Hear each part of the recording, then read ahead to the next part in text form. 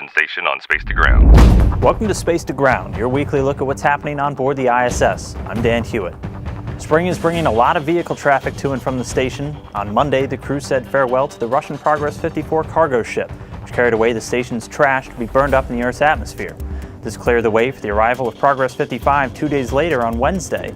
It delivered almost 3 tons of food, fuel, and supplies to the ISS residents. Next up for launch, SpaceX's Dragon on April 14th. As always, we'll have live coverage for you on NASA TV and NASA.gov. The end of March marked 365 days and counting until the start of an exciting first for life on board the ISS. NASA astronaut Scott Kelly and Russian cosmonaut Mikhail Kornienko will spend a full year in space as we seek to learn even more about how the human body adapts after spending a very long time in microgravity. You can follow Scott's countdown to launch on Twitter using the hashtag ISS365. Some shocking research is being conducted in the area of space station exercise, literally.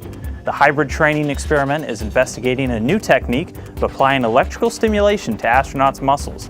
This may help make the crew members' 2.5 hours of daily exercise even more effective in preventing bone and muscle loss. And if that doesn't already sound like a lot of working out, just remember, every day is leg day in space. This week's social media question is from Kenneth. He asks, has anyone ever attempted surgery on orbit? Well, the short answer is no. Nothing as complex as surgery has ever been attempted in microgravity. However, the crew is very well prepared for any onboard medical emergencies. Every one of us is trained as a first aid responder, and even more than that, we have a lot of training in how to take care of each other. If there's an emergency of some kind, if somebody is choking, or if somebody hurts themselves or cuts themselves, and we have all kinds of medical equipment up here.